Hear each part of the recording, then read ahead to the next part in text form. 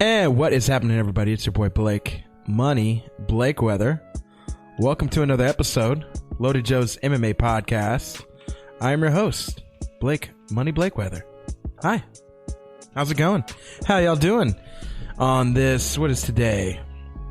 Well, it's the middle of the week. That's when it is. It's been going by like a blur. Hey, you all know why we are here. We're here to talk about just a little old thing that happened this week, and maybe you heard about it. UFC 246. And I don't even think we're going to talk about the whole card, because the whole card is not really worthy of talking about. It was nice. Hey, it was nice that there was a big UFC event that a lot of people came in and watched and paid attention to. But we all know why we're here. We're here for the great and honorable Conor McGregor. That's my boy. I had a hell of a time this weekend. I had people here. I had like 20 people here in my apartment. I cooked a pulled pork. I just kind of paint the scene for you. Cleaned the house, cleaned the apartment. Yeah, top to bottom, did it all Ritz style. You know what I'm saying? And it was good. It was a good turnout. We cooked the pulled pork, fed a bunch of people, had a bunch of alcohol, had a lot of friends come, said hi to everyone. Like it was just fucking awesome. It was badass. It was a great time. And yeah. And the thing happened. If you're here listening, it's because you're probably an MMA fan. And you know what happened. Even if you're not an MMA fan, I had so many people come up to me today and be like, man, 40 seconds? Because, obviously, yesterday was MLK Day, whatever. So if that dates us, I don't care. But yeah, come back to work and everybody, hey, dude, 40 seconds, huh? Wow, this is a waste of money. Bro, shut the fuck up. Shut up. If you see somebody in your peripheral, in your area, hey, just do me a favor and go ahead and slap them across the face real quick. Anybody that comes, it's so fucking stupid. It's so stupid. Oh, 40 seconds, what a waste of money. I was watching the whole card. Like, I don't know. I had to explain myself like 10 times today. Like, I'm here to watch the sport because I love the sport, not just because I'm watching a novelty fight. It's a novelty anytime Conor McGregor fights. And it's going to get less and less. It's just like a boxing fight. People don't. I'm a big boxing fan. So when there's boxing fights, I try to watch the whole card. All 4 or 5 fights. Usually it's 4 fights. Try to watch all 4 fights because I'm a boxing fan. I'm not just in it for the main event. Although, even as a hardcore MMA fan, if I missed this whole card and it just fast forwarded to the Conor McGregor fight, hey, it'd be worth it. It'd be worth it to me. It'd be worth the money. Right? I don't care. I kind of like, because imagine like you're paying what, $64? Is that what it was? I think it was like $64, $64.99, and you'd spend quadruple that, even more on a ticket to be in the venue, right? To be watching this. So, man, I get it, right? Like, I get 40 seconds. Shut up. Hey, shut up. And if you're one of those people like, this is a waste, like, stop hating on Conor. Stop hating on the fact it was 40 seconds. He did what he needed to do against the guy he needed to do it against. He should have done that to Cowboy. And we all knew, I think going into this, he needed a spectacular win against Cowboy. It couldn't just be this back and like I think we were all prepared for a war though. Like somehow, some way, there's gonna be some blood, some guts. Like these are two guys that, who's gonna make who crack whose will, you know what I mean? And Conor's the better fighter at the end of the day. I don't think even Cowboy, when he had his tear at 170, would have touched Conor. To be quite honest, I don't know if that's a hot take, but that's just my take. You know, it let's start here. Let's start for some background, right? We all knew Cowboy had way more tools. We all know Cowboy, this, that, the other thing, a little bit older, a little bit wiser, I suppose. He's kind of commercially known too, because he's in all the P3, the protein. Y'all seen the little protein snack? He's in all the protein snack commercials. Like, I got some friends that kind of know Cowboy. They don't really know all of his fights, but like, oh yeah, I know the name Cowboy. Okay, yeah, seen him once. Yeah, no, whatever.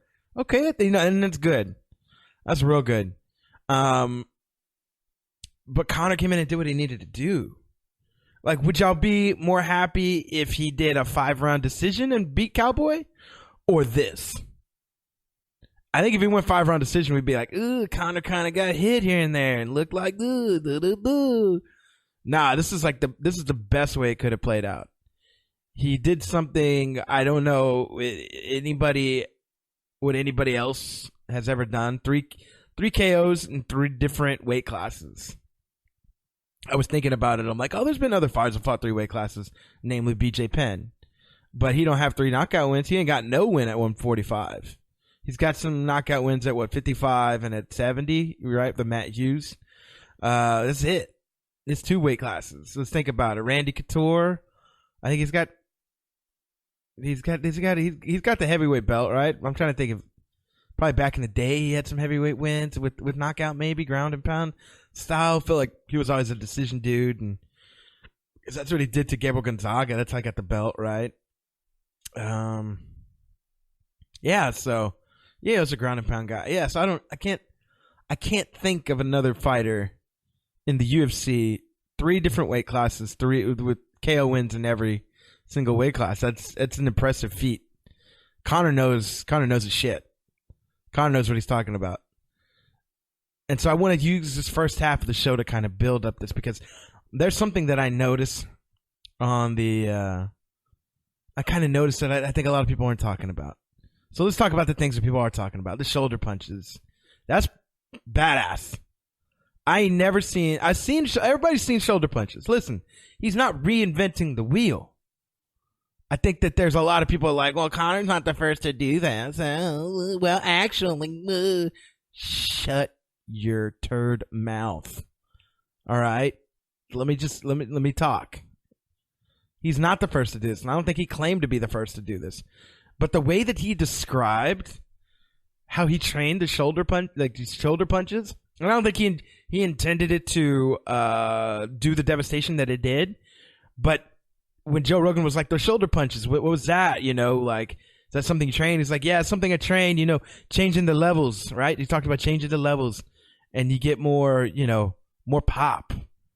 And it's incredible, because usually you see, like John Jones will do like shoulder punches, but it's from an equal plane, right? It's almost like a straight ahead shoulder punch. It's not somebody kind of coming down and launching up. What Conor did, he kind of went down a few inches and then popped up with it, right? He didn't go straight ahead. Like you see a lot of people in the clinch and they kind of straight ahead hit the shoulder to the face, right? And that's nice. But the way that he used it, again, not reinventing the wheel, but just taking something and like making it more devastating in a way that we've never seen before. I've never seen it before. I've been watching the sport for almost 11 years now. I ain't never seen no shit like that. And the fight is quick. And I'm gonna come back to this fight, but the fight is quick. The fight is great. This is, again, Conor's not reinventing anything. He's just doing everything that we thought he could do, weren't sure if he could do. There were so many questions going into this fight. But you know what? The card top to bottom was pretty okay. I had fun watching the card. Except for that damn Holly Holm fight. Ooh, Raquel Pennington. It was going to look like that. No matter how many times those girls fight, it's always going to look like that. They could fight forever and ever. They could just fight each other for the rest of their careers in the UFC, and it's always going to look like that. Holly's always going to play it safe, and I want to know when Holly's going to stop playing fight safe. I want to know when she's going to stop playing with the clinch and start using distance and kicks. I mean, I wonder if she thinks that people figured her out. You ever think about that? Maybe she's playing it safe because she just came off of that KO loss to Nunes, right? So she's playing it kind of safe, like, oh, I need to get this win, like any at all costs type thing. And then Raquel Pennington talking shit after the fight, saying like, she said something on Twitter to the effect of like, well, if I wanted, like, it's not the way I wanted to fight, or if I wanted a cage, like, want to fight against the cage, should have fight a different fighter. So I don't know. She said something kind of criticizing Holly Holm for fighting the way she did. And come on, man, it's MMA. If you don't like it, do something to stop it. And if you can't stop it, like, tough titty, move on, like, learn. Oh, you don't like you don't like Holly Holm's fighting you the way you fought Miesha Tate, or the way you try to fight fights, real grimy, real clinchy. You don't like that? We probably don't do it. Maybe that's karma. I don't know. I don't know what the kids are calling it nowadays. What's up with that boy Oleanek? My man. Alexei Oleanek, man, coming in with the submission. Jiu-jitsu. Full effect. And Maurice, I mean, I saw that his arms were like super gassed by the end of that first round. And I was like, oh man, Maurice Green gonna come out and knock his ass out. And he was coming out to do that. He just didn't get a chance to do that. Man, that dude, Alexei Oleanek, I want to see him fight.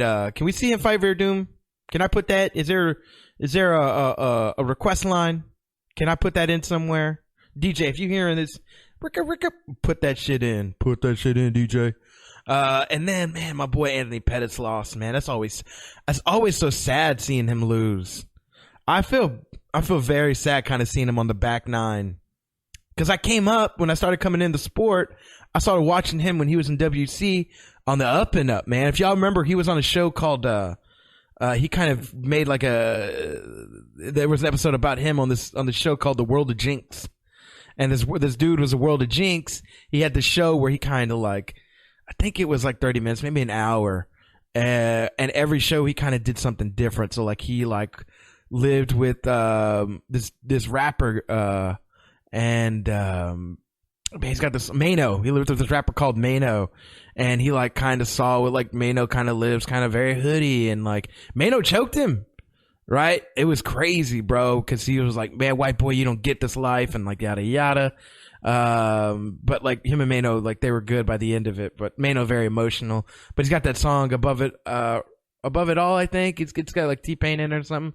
Then he lived with like homeless people for like a few days, kind of understood their lifestyle. And then another one of the episodes, he lived in Milwaukee and he was following Anthony Pettis' kind of journey in WEC. Anthony was just coming off a loss, and like his next coming up fight was against Danny Castillo. So it's kind of, he followed him on that camp, and you see young Sergio in there, and Anthony kind of talking about his dad dying and going to visit him and stuff like that. It was a very emotional episode. So I've been following Anthony since that many years ago. So it's kind of like 5 years in, he got the belt and he loses it, right? He got the belt, defends it 2014, defends it 2015 and loses it. And then since then, it's just not been the same Anthony. So it's kind of sad to see a decline, or kind of see him like kind of come on the back nine. That dude's so young. And but Carlos Diego Ferreira, man, hold up. A dude's got so much pressure. We all know that that's how you beat Anthony Pettis, is with pressure fighter. Yeah, it was again, there were some good moments on the card, don't get me wrong, but none of us wanted to. All of us were concerned about one fight that night, and that was Conor. So, I do have something I want to point out. I want to do that on the second half of the show. Coming up on a quick break. So we're going to go ahead and take that. And again, I'm going to take a quick break. I don't think you noticed the difference, and I want to point out kind of some things that I saw that I don't think a lot of people are talking about. We'll be right back.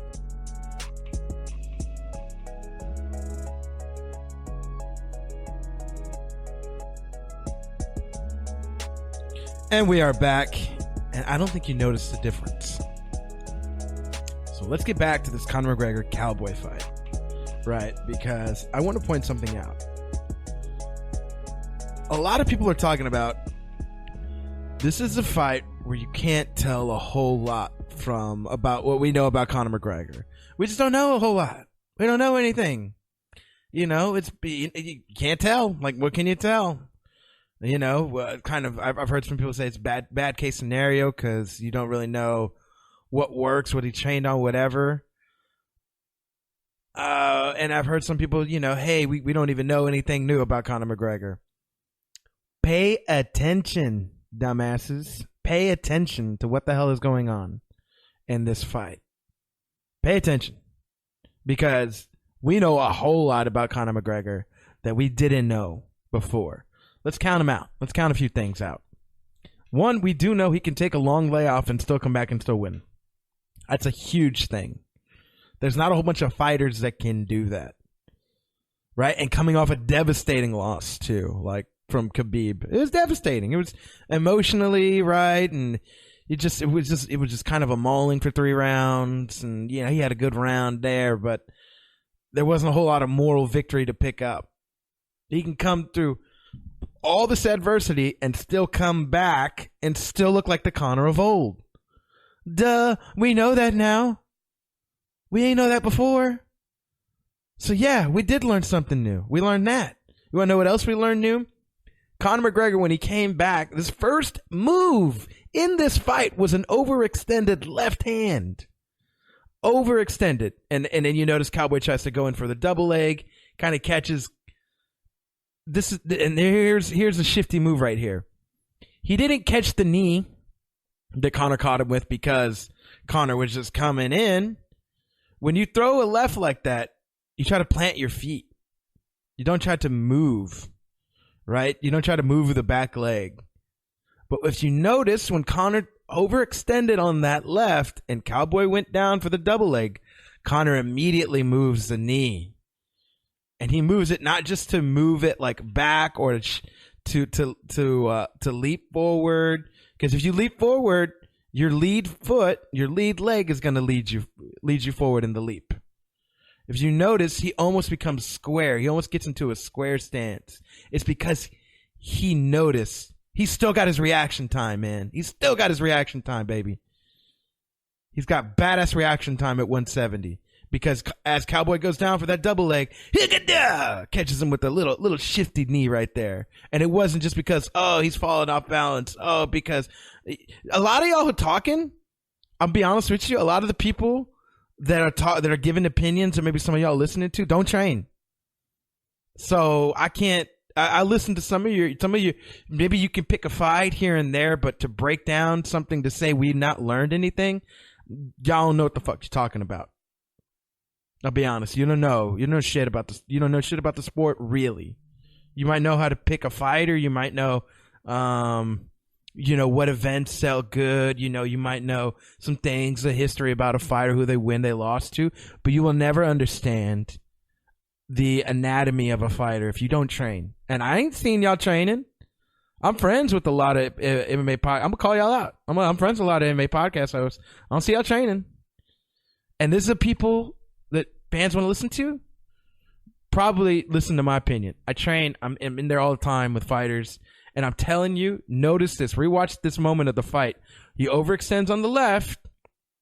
And usually he leaps forward with the lead leg going forward. The lead leg in this case is the right leg. But no, as soon as Cowboy's head goes down, he tries to catch him with a little shifty knee with the left side. And it goes into a square stance, and that's when they get up, and that's when he starts to clinch.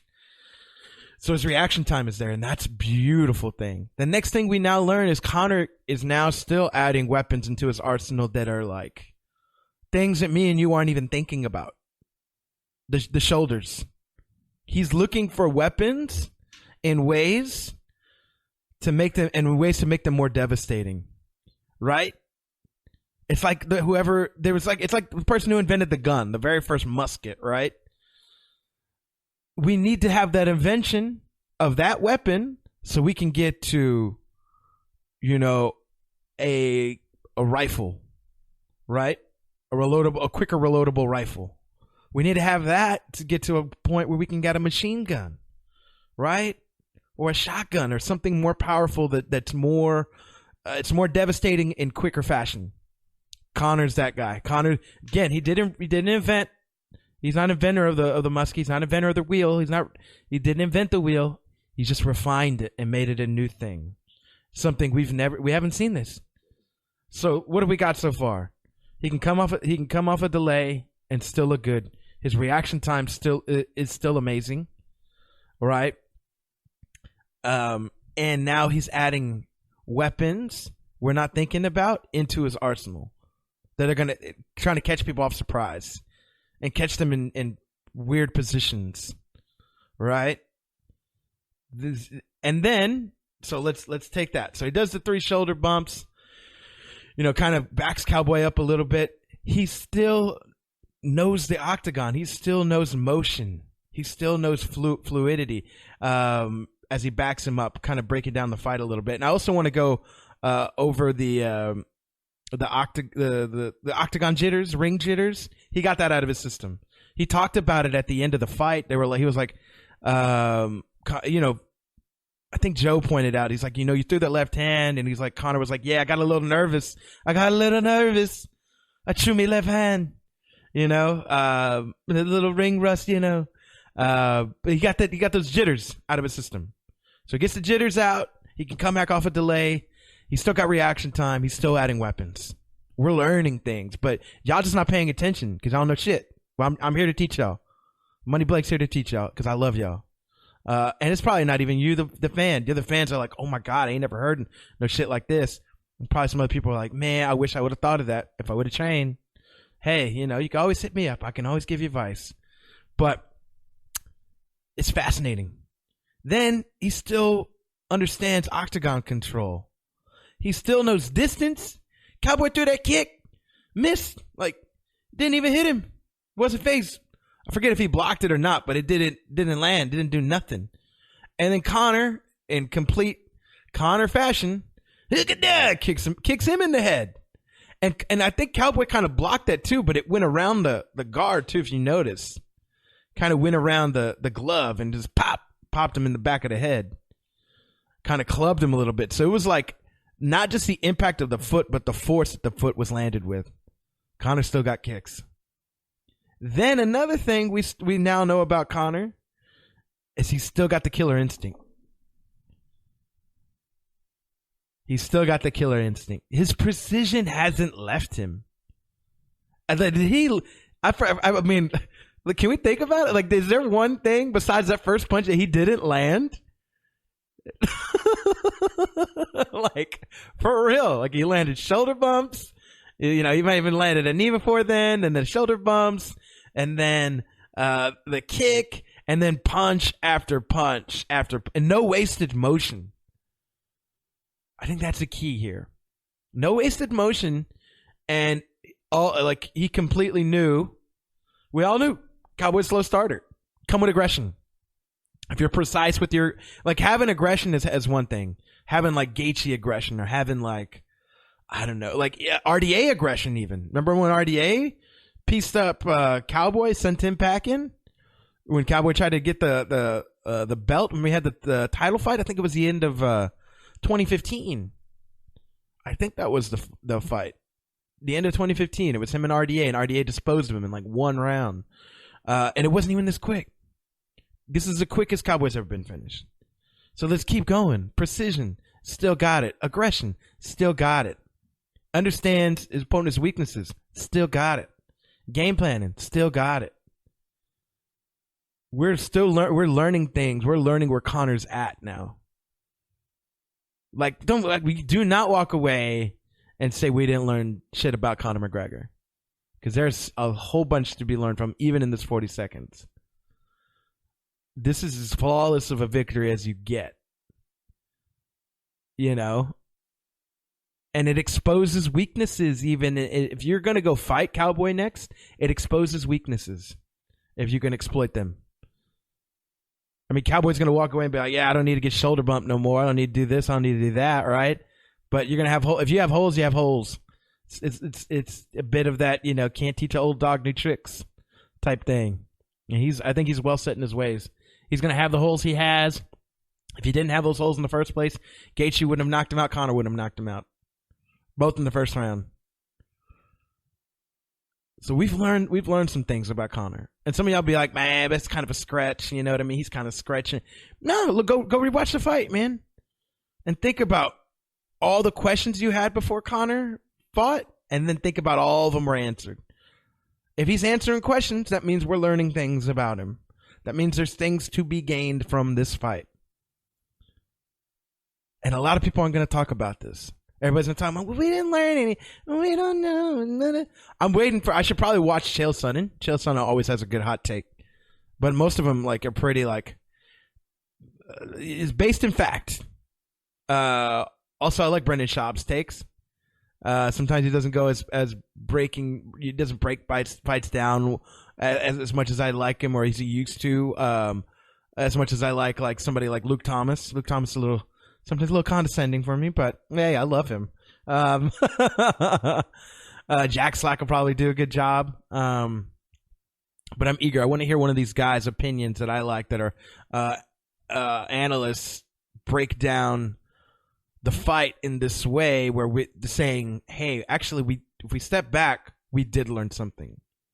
Probably Robin Black will be one of the first guys. I love Robin Black. I mean, I've had him on the show. That guy's sweetheart, and he knows his shit.